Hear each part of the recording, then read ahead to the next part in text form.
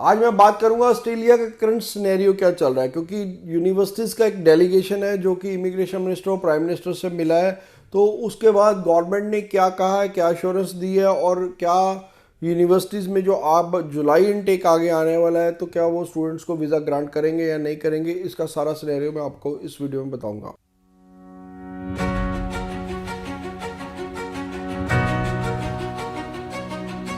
Bells Overseas, the sound of your future. Hello everyone, मैं Kapil Bhatia bells overseas से। Bells overseas से आप किसी भी कंट्री की कोई भी क्वेरी कर सकते हैं हमारे हेल्पलाइन नंबर 6292062920 पे कॉल करने के बाद।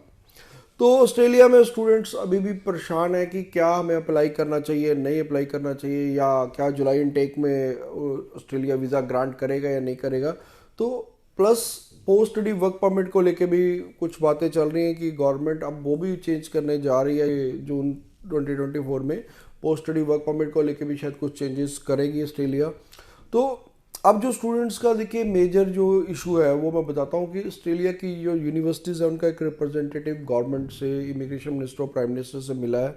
तो उन्होंने अपने कंसर्न्स रखे हैं कि अगर आप इंटरनेशनल स्टूडेंट्स को ऐसे वीज़ाज नहीं दोगे, आप इतना टफ करोगे क्राइटेरिया, क्योंकि पीछे आपको पता है फेब इनटेक में वीज़ा सक्सेस बहुत डाउन रही है।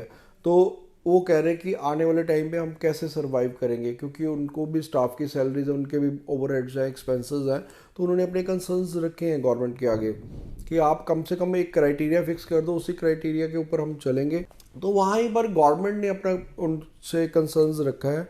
उन्होंने कंसर्न्स क्या रखा गवर्नमेंट ने कि देखिए हमारे पास ये ट्रेड में स्किल शॉर्टेज है, और हमने स्पेशली एक डिज़ाइन किया था कि स्किल ऑक्यूपेशन लिस्ट बनाई थी कि ये वाले प्रोग्राम्स में अगर आप सिलेक्ट करते तो हम आपको 2 ईयर का extra post study work permit भी देंगे।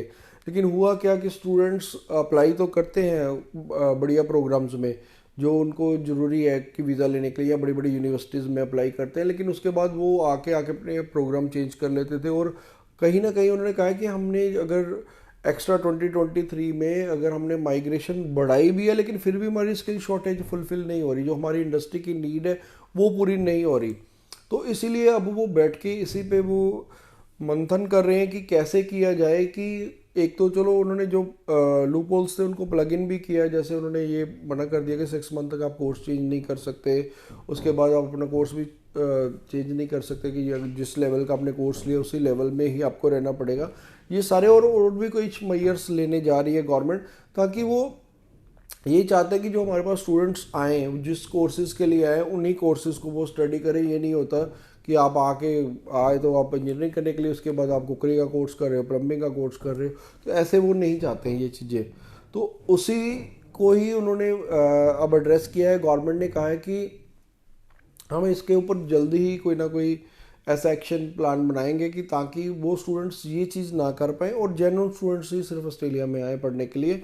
उसके लिए तो आपको पता कि बहुत सारे मेजर्स लिए हैं भी उन्होंने। अब 3 मंथ्स ओल्ड फंड मांग रहे हैं, और वो भी विद सोर्स फंड्स मांग रहे हैं, ITR मांग रहे हैं पेरेंट्स की, सारी चीज़ें उन्होंने, ताकि सिर्फ जेन्युइन स्टूडेंट्स, अब उनका ऑस्ट्रेलिया का फोकस सिर्फ यही है कि स्टूडेंट्स इसलिए ना आए कि यहाँ पर PR मिलेगी, इसलिए आए कि यहाँ पर एक क्वालिटी स्टडी मिलेगी, और वही स्टूडेंट्स सिर्फ लॉन्ग स्टे के लिए अप्लाई कर पाए। इसकी स्किल शॉर्टेज में उनको नीड है, तो उसी के लिए सिर्फ वो अप्लाई करें। तो अब स्टूडेंट्स, मैं जहाँ तक आपको कहता हूँ कि जुलाई इनटेक में तो अब कोई ज़्यादा हमें नहीं लग रहा है कि जुलाई इनटेक भी कोई बहुत अच्छा रहेगा, क्योंकि बट ये कह सकते हैं कि हो सकता है फेब इनटेक से थोड़ा बेटर रहे जुलाई इनटेक। बट अभी भी मैं जो भी स्टूडेंट्स अप्लाई कर रहे हैं ऑस्ट्रेलिया में उनको ये जरूर कह के चलना चाहता हूँ कि आप पैरेलल ऑप्शन जरूर रखें, एक कंट्री और अगर आप ऑस्ट्रेलिया में अप्लाई करना चाहते हो तो आप बैकअप में एक कंट्री के लिए और ऑफर मंगा के रखें।